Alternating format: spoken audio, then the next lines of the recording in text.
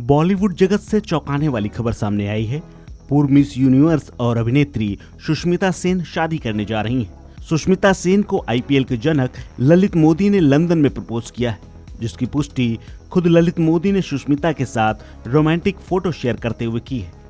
ललित मोदी ने गुरुवार देर शाम चौंकाते हुए एक के बाद एक 2 ट्वीट किए। पहले ट्वीट में उन्होंने लिखा कि मैं अभी वर्ल्ड टूर से वापस लंदन लौटा हूं, परिवार के साथ मालदीव और सरदानिया गया था। ट्वीट में ललित मोदी ने अभिनेत्री सुष्मिता सेन को अपना बेटर हाफ बताते हुए उनकी फोटो भी शेयर की। ललित मोदी ने लिखा, नई जिंदगी और नई शुरुआत के लिए काफी एक्साइटेड हूँ। सुष्मिता सेन के साथ ललित मोदी ने एक के बाद एक 4 फोटो डाली, जिसमें उनकी खुशी साफ झलक रही थी। दूसरा ट्वीट करते हुए ललित मोदी ने लिखा, मैं क्लियर करना चाहता हूं कि अभी हम एक दूसरे को डेट कर रहे हैं, जल्दी ही शादी भी करेंगे। ललित मोदी ने दूसरे ट्वीट में सुष्मिता के साथ कई तस्वीरें शेयर की। इसके अलावा एक तस्वीर सोशल मीडिया में सुष्मिता सेन की उंगली में रिंग वाली भी नजर आ रही है, जिसमें ललित मोदी उनके बगल में बैठे हुए हैं। ललित मोदी के एक ट्वीट में सुष्मिता की पुरानी फोटो भी नजर आ रही है, जो आईपीएल के दौरान की है। बता दें कि आईपीएल में हजारों करोड़ के घोटाले को लेकर केस चल रहा है, जिसके बाद एजेंसियों ने ललित मोदी को भगोड़ा घोषित कर रखा है। ललित मोदी की ये दूसरी शादी है। पहली शादी में उनके एक बेटा है, वहीं सुष्मिता सेन के 2 बच्चे हैं, दोनों ही उन्होंने गोद लिए हैं। बता दें कि सुष्मिता सेन शुरू से ही अपनी निजी जिंदगी को लेकर काफी चर्चा में रहती हैं। हाल ही में उनका बॉयफ्रेंड से ब्रेकअप हुआ था। वर्क फील्ड की बात करें तो सुष्मिता सेन जल्द ही आर्या पार्ट 3 में नजर आएंगी। इस खबर में फिलहाल इतना ही। अपडेट्स के लिए बने रहिए वन इंडिया हिंदी के साथ।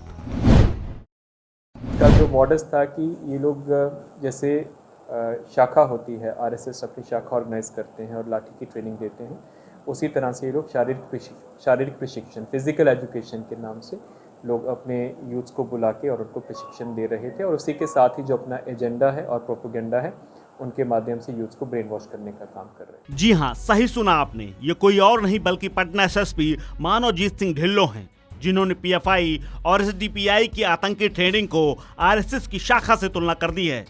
एसएसपी आए तो फुलवारी शरीफ में हुई गिरफ्तारी को लेकर मीडिया ब्रीफिंग करने, लेकिन पीएफआई की ट्रेनिंग को आरएसएस की शाखा से तुलना करके फंस गए।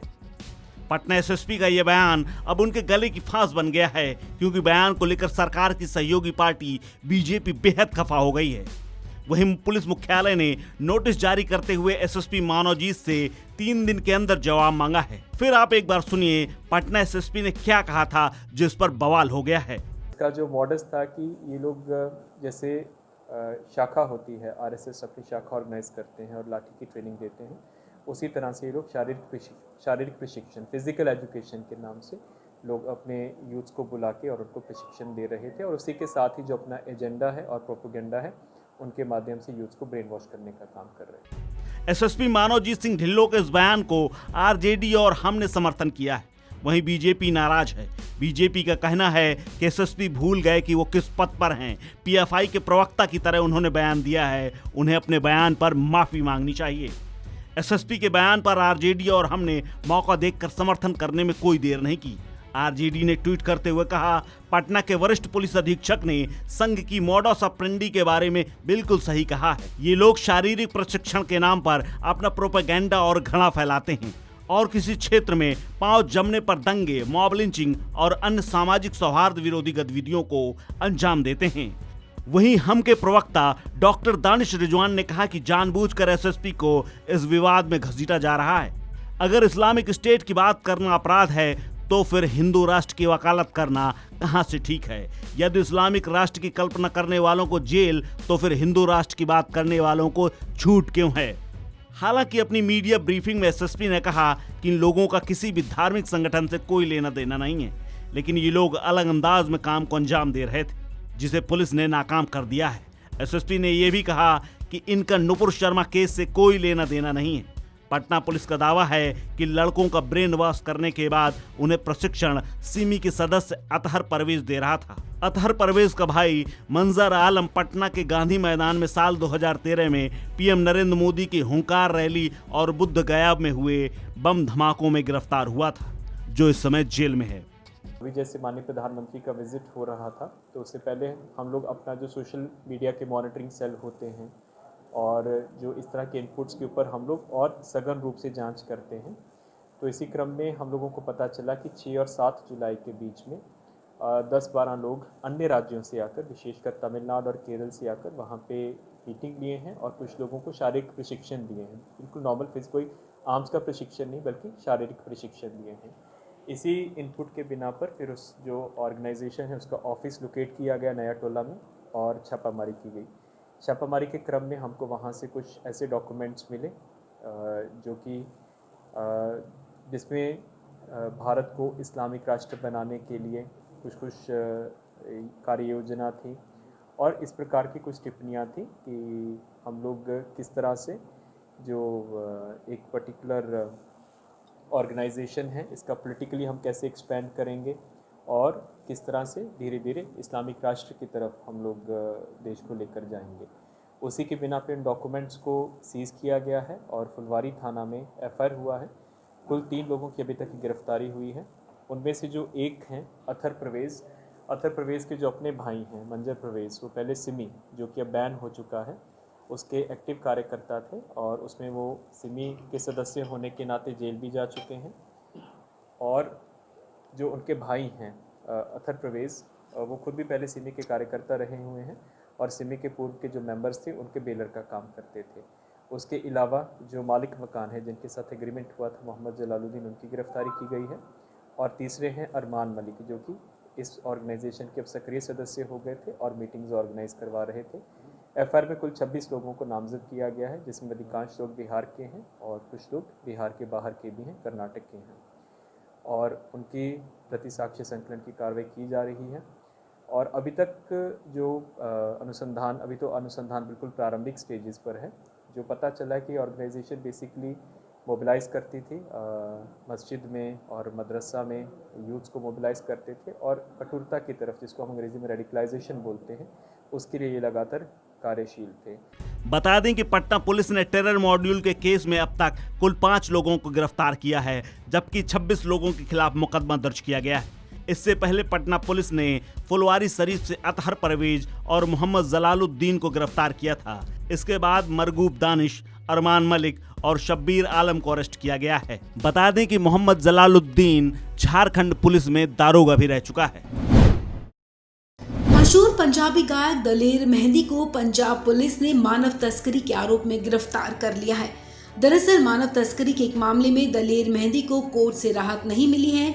पंजाब की पटियाला कोर्ट ने दलेर मेहंदी को दोषी मानते हुए उनकी 2 साल की सजा को बरकरार रखा है, जिसके बाद दलेर को गिरफ्तार कर लिया गया है। आपको बता दें, दलेर मेहंदी को 18 साल पुराने मानव तस्करी केस में 2 साल कैद की सजा सुनाई गई थी, जिसे लेकर गुरुवार को पटियाला कोर्ट में सुनवाई हुई है। पंजाब की पटियाला कोर्ट ने दलेर मेहंदी की 2 साल की सजा को बरकरार रखा है। सिंगर पर आरोप है कि उन्होंने गैर कानूनी तरीके से लोगों को विदेश भेजा। इससे पहले पटियाला की जुडिशियल मजिस्ट्रेट कोर्ट ने दलेर मेहंदी को 2 साल की कैद और 2000 रुपए जुर्माने की सजा सुनाई थी। इसी सजा को दलेर मेहंदी ने पटियाला के सेशन कोर्ट में चुनौती दी थी, वहां भी सजा बरकरार रखी गई है। इसके बाद उन्हें गुरुवार को पटियाला पुलिस ने गिरफ्तार कर लिया है। दलेर मेहंदी को पटियाला सेंट्रल जेल भेजा गया है। आपको बता दें, ये 2003 कबूतरबाजी का मामला है। इस मामले में दलेर मेहंदी और उनके भाई के खिलाफ कुल 31 केस दर्ज किए गए थे। आइए अब आपको बताते हैं आखिर क्या है ये पूरा मामला। आपको बता दें, 2003 में दलेर मेहंदी के खिलाफ केस दर्ज हुआ था। उन पर लोगों को अवैध रूप से विदेश भेजने का आरोप लगाया गया था। उन पर आरोप था कि वो अपने भाई शमशेर की मदद से लोगों को गैर कानूनी तरीके से विदेश भेजने का काम करते हैं। इसके लिए वो लोगों से मोटी रकम वसूलते हैं। जांच में पता चला कि दोनों लोग अपनी म्यूजिक टीम के जरिए लोगों को विदेश भेजते थे। इसके बाद बख्शीश सिंह नाम के एक शख्स ने पुलिस के पास शिकायत दर्ज कराई। उन्होंने 20 लाख की ठगी का भी आरोप लगाया। साल 2003 में थाना सदर पटियाला की पुलिस ने गांव बलवेड़ा के रहने वाले बख्शीश सिंह की शिकायत पर दलेर मेहंदी, उनके भाई शमशेर सिंह, ध्यान सिंह, बुलबुल मेहता के खिलाफ विदेश भेजने का झांसा देकर लोगों की धोखाधड़ी करने का केस दर्ज कराया था। बख्शीश सिंह ने शिकायत की थी कि दलेर मेहंदी ने उसे विदेश भेजने के नाम पर 13 लाख रुपए लिए थे, लेकिन बाद में ना तो विदेश भेजा गया और ना ही कोई पैसे वापस किए गए।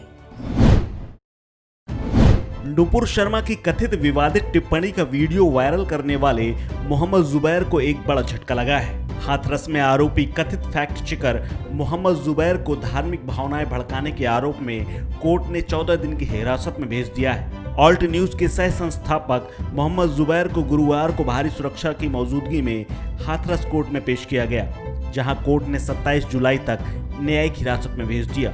मोहम्मद जुबैर के खिलाफ जिले के 2 अलग अलग थानों में मामले दर्ज हैं। दरअसल मोहम्मद जुबैर को पुरदिल नगर में बीते महीने हुए बवाल को लेकर एफआईआर दर्ज की गई थी। आरोप था कि मोहम्मद जुबैर के सोशल मीडिया अकाउंट से भड़काऊ सामग्री डालने की वजह से हिंसा और बवाल हुआ। इस संबंध में सिकंदरा मऊ में मामला दर्ज किया गया था। इसके अलावा कोतवाली सदर में 4 जुलाई को धार्मिक भावना भड़काने का मामला दर्ज किया गया था। इस मामले में पुलिस ने सीतापुर जेल में बी वारंट दाखिल किया था। जुबैर फिलहाल तिहाड़ जेल दिल्ली में है और इस प्रकरण की जांच एसआईटी कर रही है। बता दें कि मोहम्मद जुबैर पर यूपी के सीतापुर, लखीमपुर खीरी, गाजियाबाद, मुजफ्फरनगर में मुकदमे दर्ज है। राष्ट्र स्वाभिमान दल के संस्थापक हाथरस के दीपक शर्मा ने कोतवाली सदर में मोहम्मद जुबैर के खिलाफ मुकदमा दर्ज कराया था। इसमें कहा गया था कि मोहम्मद जुबैर इंटरनेट मीडिया पर देवी देवताओं के खिलाफ अमर्यादित टिप्पणी करता रहता है। इतना ही नहीं, वह विवादित तस्वीरें पोस्ट कर हिंदुओं की भावनाओं को ठेस पहुंचाता है। इस मामले में पुलिस ने धारा 153A, 295A, 198 व 67 IT एक्ट के तहत मुकदमा दर्ज किया था। इसके अलावा 1 माह पूर्व जुमे की नमाज के बाद कस्बा पुरदिल नगर में नुपुर शर्मा के खिलाफ हुए प्रदर्शन और बवाल में भी 50 से अधिक लोगों पर धारा 147, 148, 153A, 553, 188, 120B समेत कई धाराओं में उपद्रवियों पर मुकदमा दर्ज किया गया था। इस मामले में 56 लोग जेल भेजे गए थे। सभी सिकंदरा राव पुरदिल के हैं। इस बवाल में भी जुबैर की संलिप्तता सामने आई थी। दोनों मुकदमों की जांच एसआईटी कर रही है। इसी के तहत सदर कोतवाली के मामले में जुबैर की गुरुवार को पेशी हुई और कोर्ट ने 14 दिनों की न्यायिक हिरासत में भेज दिया। बता दें कि इसके अलावा 2018 की एक तस्वीर पोस्ट करने के आरोप में दिल्ली में भी मामला चल रहा है, जिस पर हाई कोर्ट में सुनवाई बीते दिनों हुई थी। इसके अलावा मामला सुप्रीम कोर्ट तक भी पहुंच चुका है। संसद के दोनों सदनों लोकसभा और राज्यसभा में शब्दों के इस्तेमाल को लेकर नई गाइडलाइंस जारी हुई हैं। लोकसभा सचिवालय ने असंसदीय शब्द 2021 शीर्षक के तहत ऐसे शब्दों और वाक्यों की लिस्ट तैयार की है जिन्हें असंसदीय अभिव्यक्ति की श्रेणी में रखा गया है। इसे लेकर विपक्ष के हंगामे के बीच लोकसभा स्पीकर ओम बिरला ने बयान दिया है। उन्होंने कहा कि शब्दों पर बैन नहीं लगाया गया, केवल असंसदीय घोषित किया गया है। उन्होंने ये भी कहा कि सरकार के जरिए रोक नहीं लगाई गई, बल्कि प्रक्रिया के तहत ये फैसला लिया गया है। मेरे संज्ञान में मीडिया की कई चर्चा संवाद के अंदर ये विषय ध्यान में आया कि लोकसभा सचिवालय ने कुछ असंसदीय शब्दों को जो देश के लोकतंत्र के लिए, चर्चा और संवाद के लिए, लोकतंत्र की गरिमा के अनुकूल नहीं थे, उन शब्दों को विलोपित किया है। उसमें कुछ राज्यों की विधानसभाओं और देश की अन्य लोकसभाओं या वहाँ के अपर हाउस, उनका संदर्भ भी उसमें दिया गया है। मैं आपके माध्यम से उन माननीय सदस्यों को, देश को जानकारी देना चाहता हूं कि ये लोकसभा की एक प्रक्रिया है, जो प्रक्रिया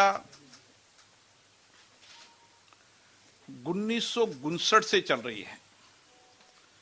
उस प्रक्रिया में जब कभी भी संसद में चर्चा संवाद के दौरान, चाहे सत्ता पक्ष हो चाहे प्रतिपक्ष हो, कोई भी मान्य सदस्य किसी पे आरोप प्रत्यारोप या अन्य विषयों के संदर्भ में बोलते समय कुछ विषयों पर आपत्ति करते हैं, तो उस समय जो पीठासीन अधिकारी रहते हैं, चाहे राज्य की विधानसभाओं में हो चाहे लोकसभा राज्यसभा में हो, वो उस समय मानते हैं कि ये शब्द जो बोला गया है, जिस क्रम में बोला गया है, वह संसदीय नहीं है, तो उसको एक्सपंज करते हैं, विलोपित करते हैं। और ये परंपरा बहुत लंबे समय से चली आ रही है।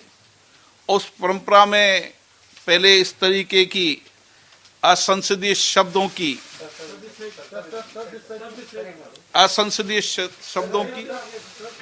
एक किताब निकाली जाती थी। अब क्योंकि संसद के अंदर हमने कोशिश की कि कागज की बचत हो, इसलिए हम इंटरनेट पर डालते हैं इसको।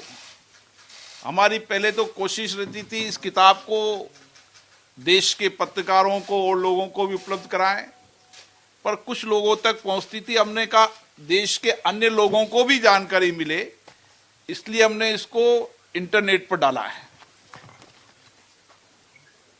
और मैं यहां बताना चाहता हूं कि जो डिबेट और चर्चा में जो लोग चर्चा कर रहे हैं, वह माननीय सदस्यों को भी या अन्य जो संसद के दरवाजे जिन्होंने नहीं देखे, वो भी जो चर्चा डिबेट कर रहे हैं, जिनको संसदीय परंपराओं की जानकारी नहीं है, उनको ये जानकारी होनी चाहिए किसी शब्द को बैन नहीं किया है। उस समय के संदर्भ में जब जब भी आवश्यक हुआ तो विलोपित किया है। और कोई भी माननीय सदस्य को उस समय जब उनको उनके भाषण की प्रति दी जाती है, उस समय उनको कोई आपत्ति हो, चाहे सत्ता पक्ष हो चाहे प्रतिपक्ष हो, कि आपने मेरे उन शब्दों को विलोपित किया है, वो विलोपित करना उचित नहीं था, किस कारण से किए हैं। अगर वो सचिवालय के अंदर कोई नोटिस देते हैं तो सचिवालय उस नोटिस पर उनको जवाब देता है। ये सारे शब्द जो विलोपित किए गए हैं, उनकी जो भी माननीय सदस्यों ने बोले हैं, उनकी जानकारी में अच्छा होता कि अगर विलोपित शब्दों के अंदर उनकी आपत्ति होती तो वह सचिवालय को जानकारी देते। हम फिर भी हम उचित समझते, लेकिन न्याय का अधिकार, क्योंकि नियम प्रक्रिया के अंदर पीठासीन अधिकारी का अधिकार है, हम उनकी बात सुनते। हमें उसके बाद भी लगता है कि नहीं, ये असंसदीय है, तो ये अधिकार हमें है। नियम प्रक्रियाओं के अंदर हम उस अधिकार का प्रयोग करके असंसदीय मानते। इसलिए मैं आपको ये स्पष्ट करना चाहता हूं कि देश में भ्रम की स्थिति नहीं होना चाहिए। किसी शब्दों को बैन नहीं किया है और किसी सरकार भी बैन नहीं करती है। मैं डिबेट और चर्चा में सुन रहा हूं कि इस सरकार ने बैन कर दिया, उस सरकार ने बैन कर दिया। चाहे राज्यों की सरकार हो चाहे केंद्र की सरकार हो, सभी राज्य की विधानसभा और लोकसभा और राज्यसभा एक स्वतंत्र स्वतः निकाय है, जिन पर सरकारों का कोई नियंत्रण नहीं होता। और मैं मानता हूं कि सभी राज्य विधानसभा इसी लोकतांत्रिक प्रक्रियाओं से चलती है, संसद में इस प्रक्रियाओं से चलती है।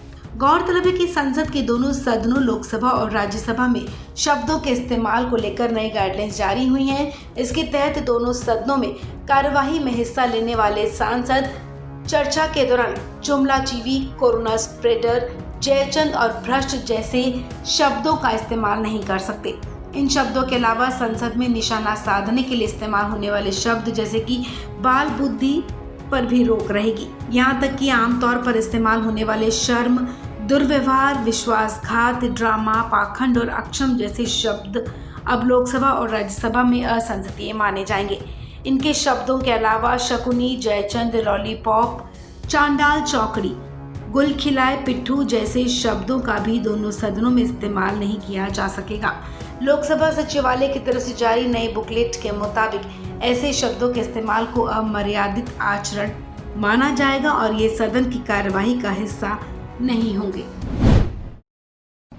जनसंख्या वृद्धि पर संयुक्त राष्ट्र की एक हालिया रिपोर्ट के चलते भारत में एक बार फिर इस विषय पर बहस तेज हो गई है।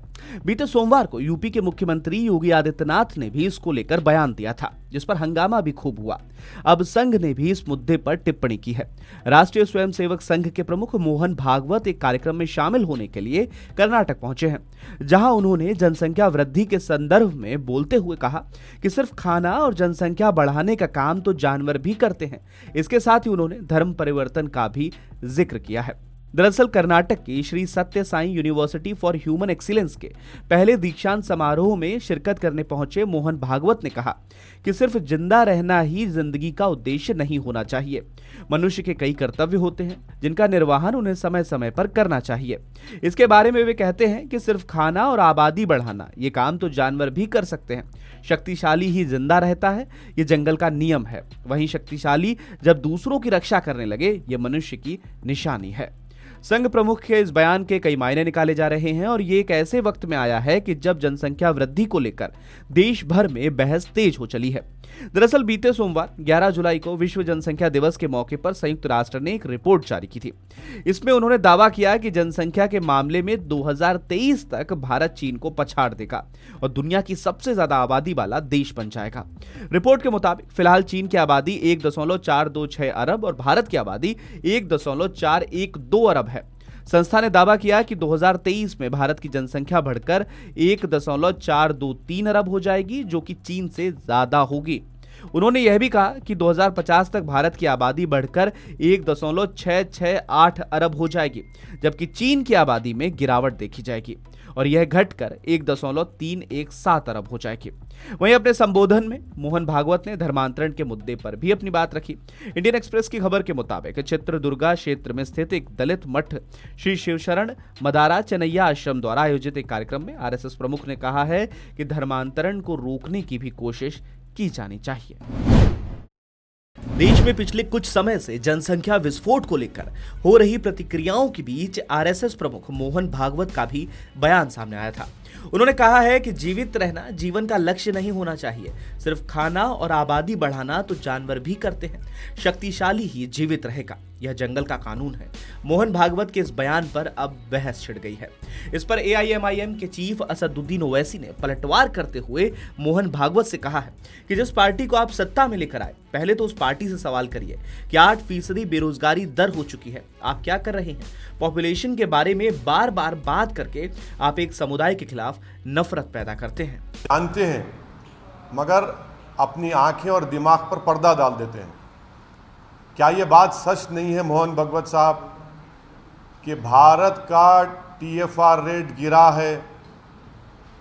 क्या ये बात सच नहीं है आरएसएस के सरसंचालक कि मोदी सरकार जिसकी छत्रोछाया में वो रहती है, जिसका पूरा सपोर्ट आप करते हैं, आपका ऑर्गेनाइजेशन करता है, उन्होंने सुप्रीम कोर्ट में जवाब दाखिल किया कि भारत में 2 चाइल्ड नॉर्म की ज़रूरत नहीं है? क्या ये बात सच नहीं है कि अप्रैल 2, 2022 को ये जो सरकार के लिए आपने बड़ी मेहनत की सत्ता में लाने के लिए, उसका हेल्थ मिनिस्टर राज्यसभा में खड़े होकर एक प्राइवेट मेंबर्स बिल के जवाब में जो बीजेपी के और एक आरएसएस के एक्स आइडियोलॉग ने बिल लेकर आया था, उसके जवाब में कहा कि भारत में इस तरह के कानून की ज़रूरत नहीं है। आप पॉपुलेशन से इम्बैलेंस कहाँ देख रहे हैं?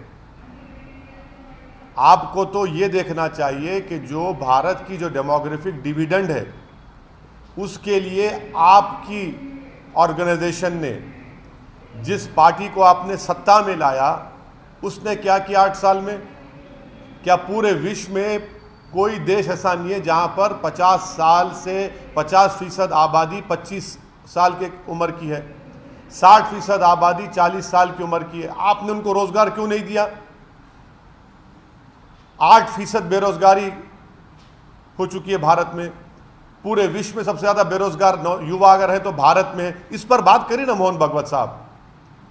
जिस पार्टी को आपने सत्ता में लेकर लाए हैं 8 साल से, 60 लाख नौकरियां केंद्र सरकार में, और आज प्रधानमंत्री कहते हैं कि 2 साल में 10 लाख देंगे। भाई वो क्यों नहीं देंगे पूरे 60 लाख? आप पॉपुलेशन के बारे में बार बार आप बात करके एक समुदाय के खिलाफ नफरत आप पैदा करते हैं। बता दें कि बीते सोमवार 11 जुलाई को विश्व जनसंख्या दिवस के मौके पर संयुक्त राष्ट्र ने एक रिपोर्ट जारी की। इसमें उन्होंने दावा किया कि जनसंख्या के मामले में 2023 तक भारत चीन की आबादी को पीछे छोड़ देगा और दुनिया की सबसे ज्यादा आबादी वाला देश बन जाएगा। रिपोर्ट के मुताबिक फिलहाल चीन की आबादी 1.426 अरब और भारत की आबादी 1.412 अरब है। संस्था ने दावा किया है कि 2023 में भारत की जनसंख्या बढ़कर 1.423 अरब हो जाएगी, जो कि चीन से ज्यादा होगी। उन्होंने यह भी कहा है कि 2050 तक भारत की आबादी बढ़कर 1.668 अरब हो जाएगी, जबकि चीन की आबादी में गिरावट देखी जाएगी और यह घटकर 1.317 अरब हो जाएगी। महाराष्ट्र की एकनाथ शिंदे सरकार ने राज्य के लोगों को बड़ा तोहफा देते हुए पेट्रोल और डीजल के दामों में कटौती की है। राज्य सरकार ने पेट्रोल डीजल पर टैक्स घटाने का फैसला किया है, जिसके बाद राज्य में तेल के दामों में थोड़ी राहत मिलेगी। मुख्यमंत्री एकनाथ शिंदे ने गुरुवार को घोषणा की कि महाराष्ट्र सरकार ने पेट्रोल और डीजल पर टैक्स कम करने का फैसला लिया है, जिसके बाद अब महाराष्ट्र में पेट्रोल 5 रुपए सस्ता और डीजल 3 रुपए सस्ता हो गया है। आपको बता दें, प्रदेश में एकनाथ शिंदे की नई सरकार ने पहले ही पेट्रोल डीजल के भाव कम करने का इरादा जाहिर कर दिया था। अब सरकार ने कैबिनेट की बैठक में इस फैसले पर मुहर लगा दी है। पेट्रोल डीजल की कीमतों में कमी आने के बाद महाराष्ट्र की जनता को काफी फायदा होगा। पेट्रोल डीजल की कीमतों में कटौती करने का ये फैसला महाराष्ट्र की कैबिनेट की बैठक में लिया गया है। पेट्रोल डीजल की कीमतें कम करने के बाद अब राज्य में पेट्रोल की कीमत 111 रुपये 35 पैसे प्रति लीटर से घटकर 106 रुपये 35 पैसे प्रति लीटर हो जाएगी, जबकि डीजल 97 रुपये 28 पैसे से 94 रुपये 28 पैसे प्रति लीटर हो जाएगा। आपको बता दें, इससे पहले मई में भी महाराष्ट्र सरकार के द्वारा पेट्रोल पर वैट में 2 रुपये 8 पैसे प्रति लीटर घटाए गए थे, जबकि डीजल पर 1 रुपये 44 पैसे की कटौती की गई थी। अब नई कीमतों के बाद पुणे में पेट्रोल की कीमत 105 रुपये 88 पैसे प्रति लीटर हो गई है, जबकि डीजल की कीमत 1 लीटर के लिए 92 रुपये 37 पैसे होगी। नई दरें लागू होने के बाद ठाणे में 1 लीटर पेट्रोल की कीमत घटकर 106 रुपये 49 पैसे प्रति लीटर हो गई है। ठाणे में डीजल की कीमत घटकर 94 रुपये 42 पैसे प्रति लीटर कर दी गई है। आपको बता दें, महाराष्ट्र में वैट से सबसे ज्यादा कमाई होती है। पेट्रोल डीजल की कीमतों में कटौती करने की घोषणा करते हुए मुख्यमंत्री एकनाथ शिंदे ने कहा कि केंद्र सरकार ने 4 मई 2022 को पेट्रोल डीजल पर लगने वाली एक्साइज ड्यूटी में कटौती की थी। केंद्र ने राज्यों से भी अपील की थी कि अपने टैक्स में कटौती करें। पहले की सरकार ने ज्यादा कम नहीं किया, लेकिन हमारी सरकार ने फैसला लिया कि पेट्रोल पर 5 और डीजल पर 3 रुपये प्रति लीटर कम करेंगे। हालांकि इससे 6,000 करोड़ का सरकारी तिजोरी पर भार पड़ेगा, लेकिन इससे राज्य में महंगाई कम होगी। वहीं महाराष्ट्र के डिप्टी सीएम देवेंद्र फडणवीस ने इस फैसले पर ट्वीट करते हुए कहा कि ये मराठी मानुष के लिए एक बड़ी बात है। इसके अलावा महाराष्ट्र की नई सरकार ने एक और बड़ा फैसला लिया है। पेट्रोल डीजल की कीमतें कम करने के अलावा एकनाथ शिंदे सरकार की तरफ से कहा गया है कि साल 1975 में लगे आपातकाल के दौरान जिन लोगों को जेल में बंद किया गया था, ऐसे लोगों को राज्य में पेंशन दी जाएगी। महाराष्ट्र में ऐसे 3,600 लोग मौजूद हैं। डिप्टी सीएम के पिता भी 2 साल और 2 महीने के लिए उस दौरान जेल में रहे थे।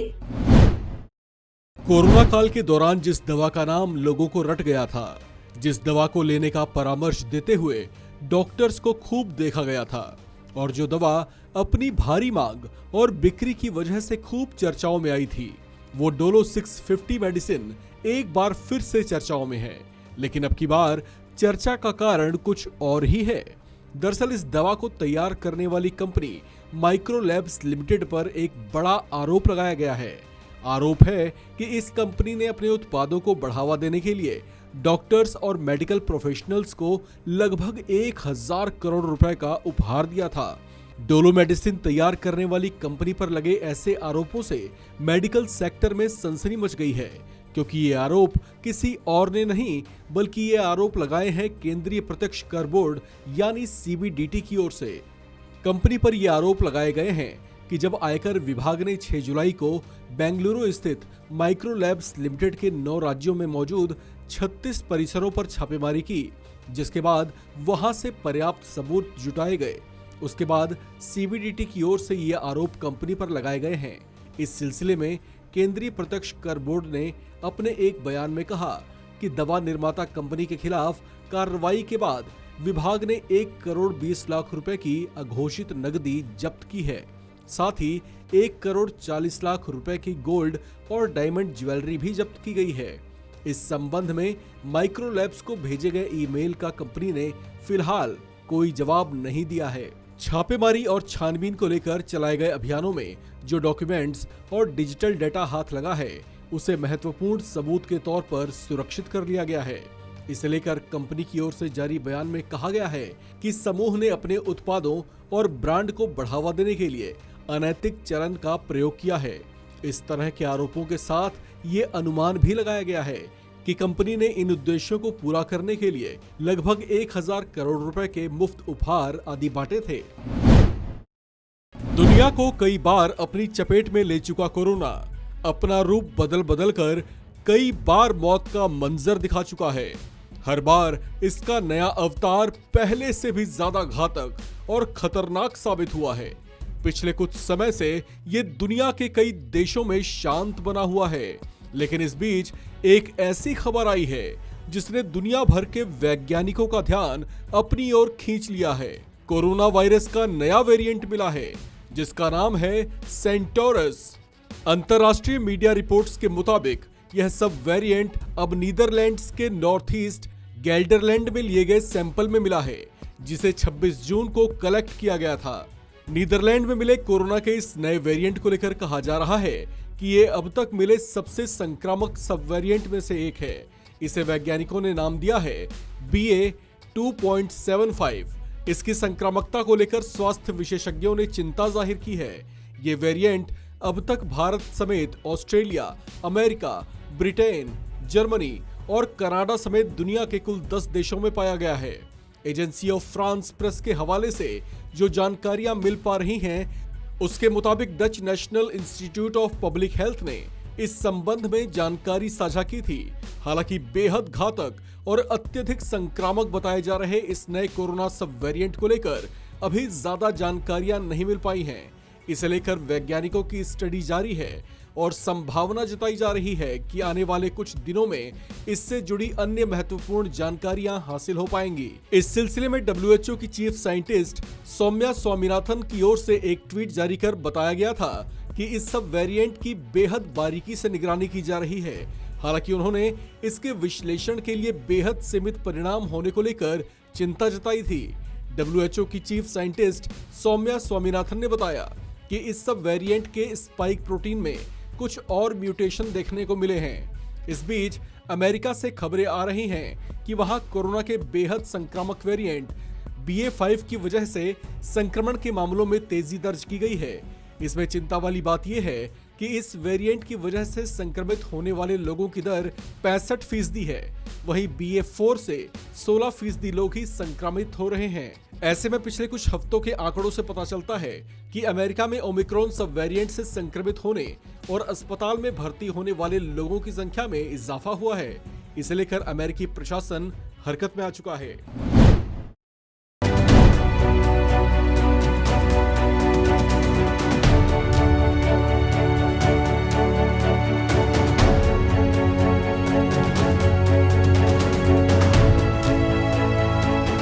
देश के कई राज्यों में हो रही मूसलाधार बारिश से इन दिनों बाढ़ और भूस्खलन की मार पड़ रही है।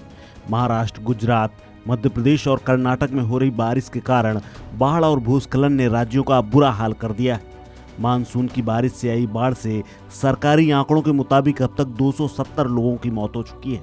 बाढ़ से प्रभावित गुजरात, मध्य प्रदेश, महाराष्ट्र, जम्मू कश्मीर, असम, उड़ीसा और उत्तराखंड के इन सभी राज्यों में बारिश और बाढ़ ने कहर बरपा रखा है। जम्मू कश्मीर के राजौरी में तेज बारिश और बाढ़ के चलते फुट ओवर ब्रिज तक बढ़ गया है और फसलों को काफी नुकसान पहुंचा है। वहीं लगातार बारिश से महाराष्ट्र के नासिक में नदियां और नाले उफान पर हैं और सड़कों पर बाढ़ सी आई हुई है।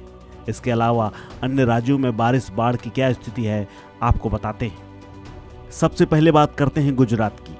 गुजरात की बात करें तो यहाँ 24 घंटे में 14 लोगों की मौत हो चुकी है।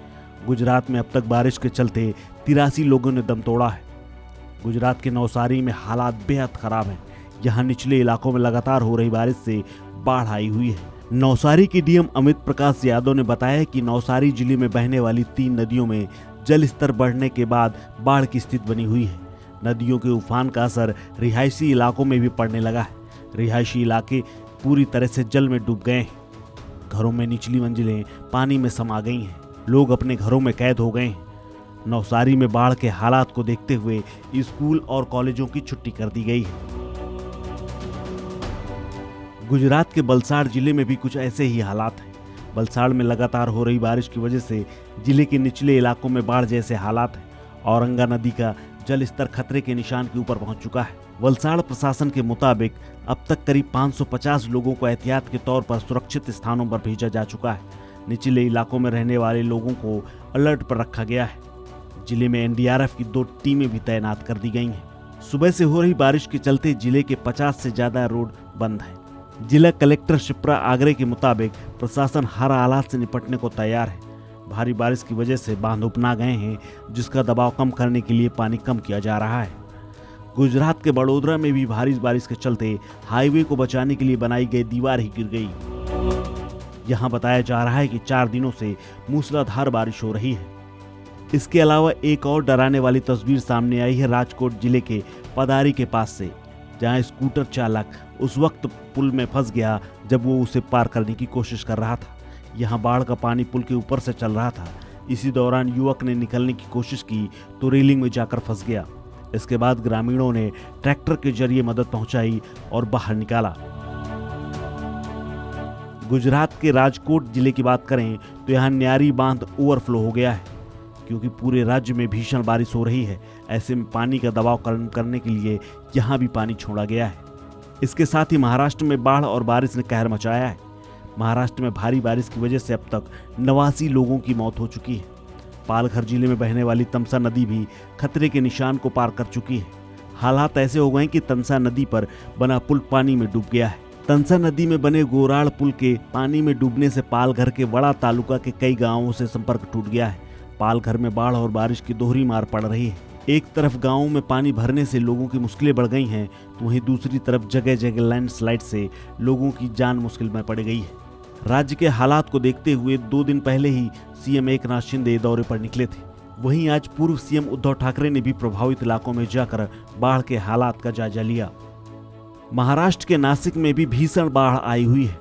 जोरदार बारिश से नदियां यहां पर उफान पर हैं। नासिक में बहने वाली गोदावरी नदी पूरे उफान पर है। बाढ़ के चलते पंचवटी और आसपास के कई मंदिर डूब गए हैं। लोगों ने यहां पलायन करना भी शुरू कर दिया है, साथ ही सुरक्षित स्थानों में डेरा डाल दिया है। महाराष्ट्र के सावनेर में भी तेज बारिश की वजह से नदियां तूफान पर हैं। कई जगह पुल के ऊपर से पानी बह रहा है, जिससे हादसे भी हो रहे हैं। सावनेर जिले से एक डराने वाला वीडियो सामने आया है।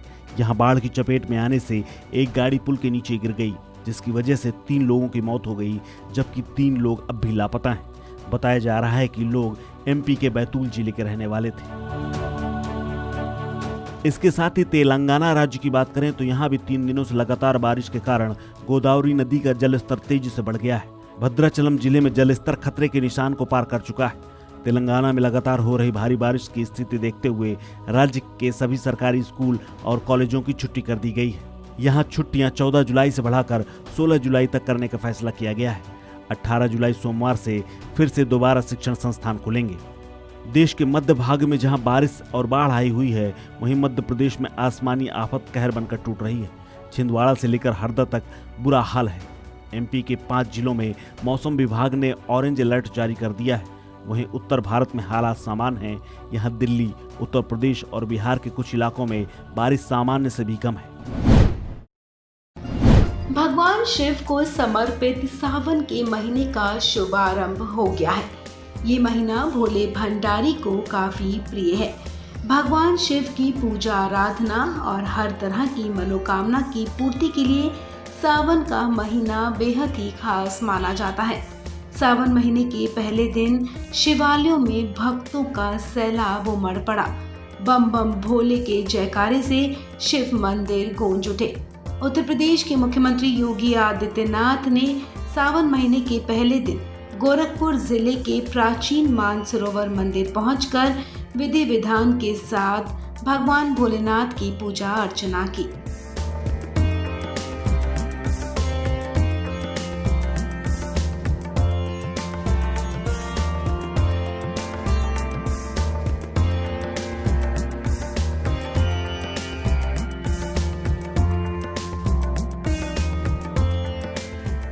सावन महीने के पहले दिन वाराणसी के काशी विश्वनाथ मंदिर में भी भक्तों का तांता लगा रहा।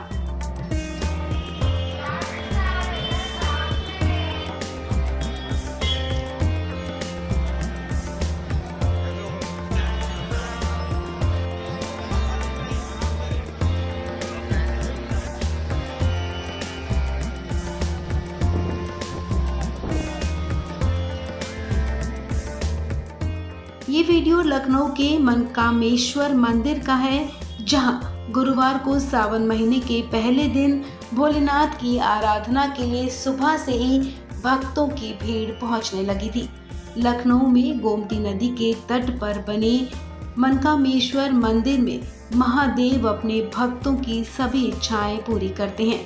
डॉलीगंज में गोमती नदी के बाएं तट पर शिव पार्वती का मंदिर काफी सिद्ध माना जाता है।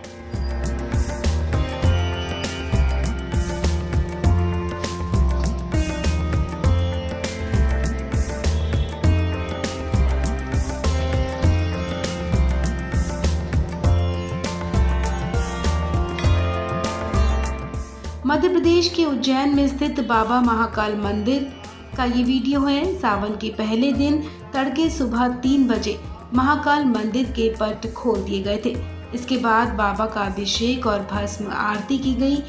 इस दौरान बाबा के भक्तों ने भस्म आरती का पूरा आनंद उठाया।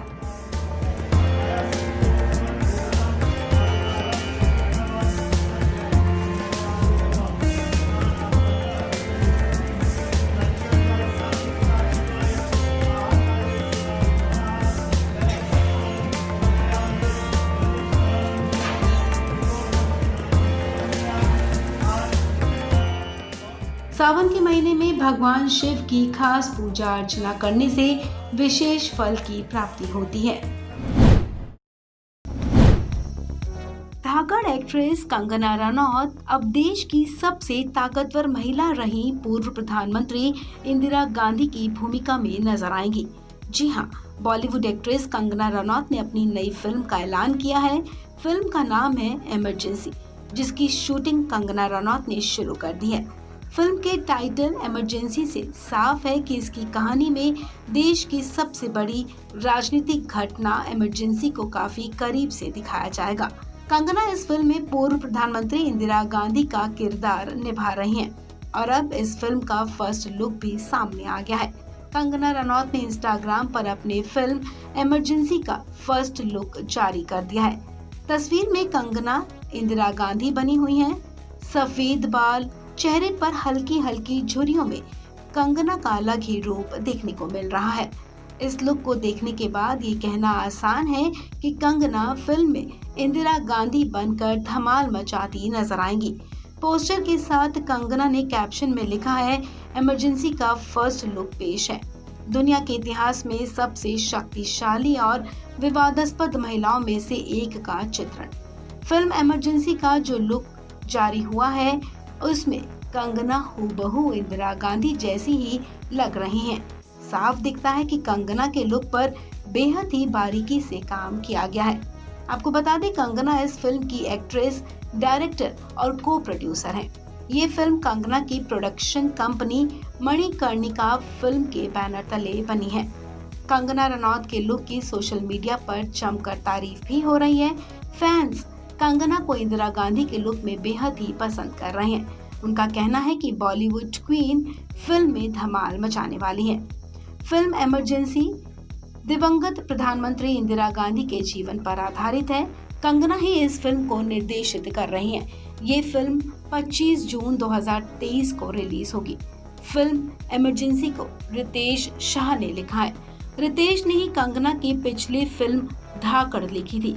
खास बात यह है कि इमरजेंसी को कंगना खुद डायरेक्ट कर रही हैं। कंगना इसकी को प्रोड्यूसर भी हैं। फिल्म में अनुपम खेर भी अहम रोल में नजर आएंगे। इमरजेंसी फिल्म के लिए कंगना का प्रोस्थेटिक मेकअप जाने माने आर्टिस्ट डेविड मेलिनोवस्की ने किया है। डेविड अपने शानदार काम के लिए कई अवार्ड्स जीत चुके हैं। डेविड 2018 में बाफ्टा, 2017 में फिल्म डार्केस्ट आवर के लिए बेस्ट मेकअप और हेयर स्टाइलिंग कैटेगरी में ऑस्कर जीत चुके हैं। आपको बता दें, कंगना रनौत आखिरी बार फिल्म धाकड़ में नजर आई थी। हालांकि फिल्म बॉक्स ऑफिस पर पूरी तरह फ्लॉप हुई थी। फिल्म में कंगना जबरदस्त एक्शन करती नजर आई थी। बावजूद इसके कंगना दर्शकों को सिनेमा घरों तक खींचने में कामयाब नहीं रही। ऐसे में अब देखना ये होगा कि कंगना की फिल्म इमरजेंसी अपना कितना असर दिखाती है। भारत और वेस्टइंडीज के बीच आगामी T20 सीरीज के लिए भारतीय टीम का ऐलान कर दिया गया है और इस टीम में पूर्व कप्तान विराट कोहली को ड्रॉप कर दिया गया है। साथ ही जसप्रीत बुमराह को भी इस टीम में जगह नहीं मिली है। आपको बता दें कि T20 टीम में आर अश्विन, कुलदीप यादव और साथ ही KL राहुल की वापसी हुई है। वहीं कुलचा जोड़ी के युजवेंद्र चहल को आराम दे दिया गया है और आपको बता दें कि टीम में कप्तानी रोहित शर्मा को ही दी गई है। टीम की बात करें तो वनडे टीम का ऐलान पहले ही हो चुका था। भारत और वेस्टइंडीज के बीच में वनडे सीरीज के बाद में 5 मैचों की T20 सीरीज खेली जाएगी। वनडे सीरीज के लिए शिखर धवन को टीम इंडिया की कमान दी गई है और वनडे सीरीज में विराट कोहली, रोहित शर्मा, KL राहुल, जसप्रीत बुमराह, ऋषभ पंत, मोहम्मद शमी को आराम दिया गया है। साथ ही विराट कोहली और बुमराह को अब T20 सीरीज से भी आराम दे दिया गया है। बात अगर करें भारत वेस्टइंडीज के T20 शेड्यूल की तो 29 जुलाई को पोर्ट ऑफ स्पेन में पहला मुकाबला शाम 7 बजे से खेला जाएगा। 1 अगस्त को दूसरा मुकाबला सेंट किट्स एवं नेविस में रात 8 बजे से खेला जाएगा। 2 अगस्त को तीसरा मुकाबला इसी मैदान पर रात 8 बजे शुरू होगा। वहीं 6 अगस्त को और 7 अगस्त को अमेरिका के फ्लोरिडा में रात 8 बजे चौथा और 5वां T20 मुकाबला खेला जाएगा। यह सभी मुकाबले भारतीय समय अनुसार शुरू होंगे। आपको बता दें कि 2 मुकाबले अमेरिका में खेले जाएंगे और दोनों टीमें यहां भिड़ती हुई नजर आएंगी। इसके अलावा दौरे की बात करें तो भारतीय टीम का दौरा 22 जुलाई से शुरू हो जाएगा, जहां टीम इंडिया 22 से 27 जुलाई के बीच 3 मैचों की ODI सीरीज खेलेगी। वनडे सीरीज का ऐलान पहले ही हो चुका है। अब बात करें अगर भारतीय टीम के T20 सीरीज की तो रोहित शर्मा को टीम की कप्तानी दी गई है। ईशान किशन, दीपक हुड्डा, दिनेश कार्तिक, सूर्य कुमार यादव, श्रेयस अय्यर, ऋषभ पंत, हार्दिक पांड्या, रविंद्र जडेजा, रवि अश्विन, अक्षर पटेल, रवि बिश्नोई, भुवनेश्वर कुमार, आवेश खान, हर्षल पटेल, अर्शदीप सिंह शामिल हैं। इसके अलावा KL राहुल और कुलदीप यादव अगर दौरे तक फिट हो जाते हैं तो वह भी टीम इंडिया को ज्वाइन करेंगे और टीम में खेलते हुए नजर आएंगे। आपको बता दें कि भारत और वेस्टइंडीज के बीच होने वाली सीरीज के लिए टीम का ऐलान है और विराट कोहली को इस टीम से आराम दिया गया है। वनडे टीम का ऐलान पहले ही हो चुका था। शिखर धवन को कप्तान तो रविंद्र जडेजा को उप कप्तान बनाया गया था। वनडे टीम में कई युवा खिलाड़ियों को शामिल किया गया। बात करें अगर वनडे और T20 टीम की तो कई खिलाड़ी दोनों ही टीमों में शामिल हैं, जिनमें रविंद्र जडेजा, दीपक हुड्डा, सूर्य कुमार यादव, श्रेयस अय्यर, ईशान किशन, अक्षर पटेल, आवेश खान और अर्शदीप सिंह शामिल हैं। बात करें T20 टीम की तो टीम से उमरान मलिक को आराम दे दिया गया है। T20 टीम में संजू सैमसन को भी जगह नहीं दी गई है। इसके अलावा वेंकटेश अय्यर टीम के साथ लगातार पिछले 2-3 दौरों से शामिल थे, लेकिन अब उन्हें भी आराम दे दिया गया है। आपको बता दें कि वेंकटेश अय्यर को साउथ अफ्रीका साथ ही आयरलैंड के खिलाफ भी एक भी मुकाबला खेलने का मौका नहीं मिला। ऐसे में टीम ने उन्हें आराम दे दिया है और उमरान मलिक को भी टीम से बाहर कर दिया गया है। भारत बनाम वेस्टइंडीज के बीच खेली जाने वाली 5 मैचों की T20 अंतर्राष्ट्रीय सीरीज के लिए BCCI ने गुरुवार दोपहर को टीम इंडिया का ऐलान कर दिया है। BCCI ने 18 सदस्यों की टीम इंडिया का ऐलान किया और इस बात की घोषणा BCCI ने अपने आधिकारिक ट्विटर हैंडल पर टीम साझा करते हुए दी।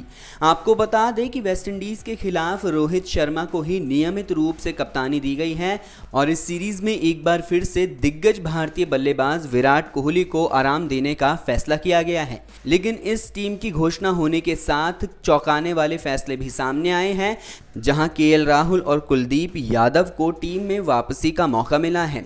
लेकिन कुलदीप यादव और KL राहुल की टीम में वापसी दोनों की फिटनेस पर निर्भर करता है। आपको बता दें कि BCCI ने KL राहुल और कुलदीप यादव को सब्जेक्ट टू फिटनेस में डाला है। इसका मतलब ये है कि अगर ये दोनों खिलाड़ी फिट नहीं होते हैं तो इन्हें सीरीज शुरू होने से पहले ही टीम से बाहर कर दिया जाएगा। बता दें कि बुधवार शाम को KL राहुल को नेशनल क्रिकेट एकेडमी यानी कि NCA बेंगलोर में नेट्स में अभ्यास करता हुआ देखा गया है। केएल राहुल दक्षिण अफ्रीका सीरीज पर चोटिल हो गए थे, जिसके बाद उन्होंने जर्मनी जाकर अपनी सर्जरी कराई और वहीं उनका इलाज भी चला, जिसके बाद केएल राहुल जर्मनी से वापस आ गए हैं और अब उन्होंने एनसीए में अपनी फिटनेस पर काम करना शुरू कर दिया है। वहीं कुलदीप यादव की बात करें तो वो भी केएल राहुल के साथ ही दक्षिण अफ्रीका सीरीज पर चोटिल हुए थे, जिसके बाद उन्हें चोट से उबरने के लिए काफ़ी समय लग गया है। लेकिन अभी भी इन दोनों ही खिलाड़ियों की फिटनेस पर संदेह है, इसलिए दोनों खिलाड़ियों को सब्जेक्ट टू फिटनेस में डाला गया है। अगर ये दोनों खिलाड़ी सीरीज से पहले फिट हो जाते हैं तो इन्हें वेस्टइंडीज़ दौरे के लिए उड़ान भरने का मौका मिलेगा। लेकिन अगर टीम मैनेजमेंट को थोड़ी सी भी शंका हुई तो इन्हें सीरीज शुरू होने से पहले ही टीम से बाहर का रास्ता दिखाया जाएगा। देखना दिलचस्प रहेगा कि क्या केएल राहुल और कुलदीप यादव लंबे समय के बाद टीम इंडिया में वापसी कर पाएंगे या फिर एक बार फिर से दोनों की फिटनेस टीम में वापसी करने का रोड़ा बन जाएगी। अगर भारतीय टीम की बात करें तो इस दौरे के लिए 18 भारतीय खिलाड़ियों का चयन किया गया है।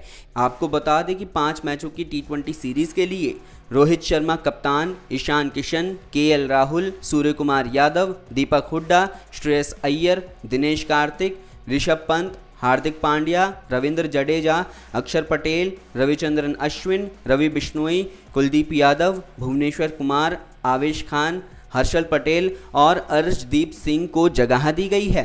इसी के साथ ही रविचंद्रन अश्विन एक बार फिर से 7 महीनों के बाद टीम इंडिया के लिए नीली जर्सी पहनकर मैदान में उतरते दिखाई देंगे। अश्विन को आखिरी बार दक्षिण अफ्रीका दौरे पर सीमित ओवर की क्रिकेट में टीम इंडिया में जगह मिली थी। रविचंद्रन अश्विन ने उस दौरे पर खराब प्रदर्शन किया था, जिसके बाद उन्हें टीम से बाहर भी कर दिया गया था। लेकिन अब एक बार फिर से दिग्गज गेंदबाज होने की वजह से रविचंद्रन अश्विन को टीम में वापसी करवाई जा रही है। इस खबर में फिलहाल इतना ही। आप बने रहिए बाकी की तमाम खबरों के लिए वन इंडिया के साथ।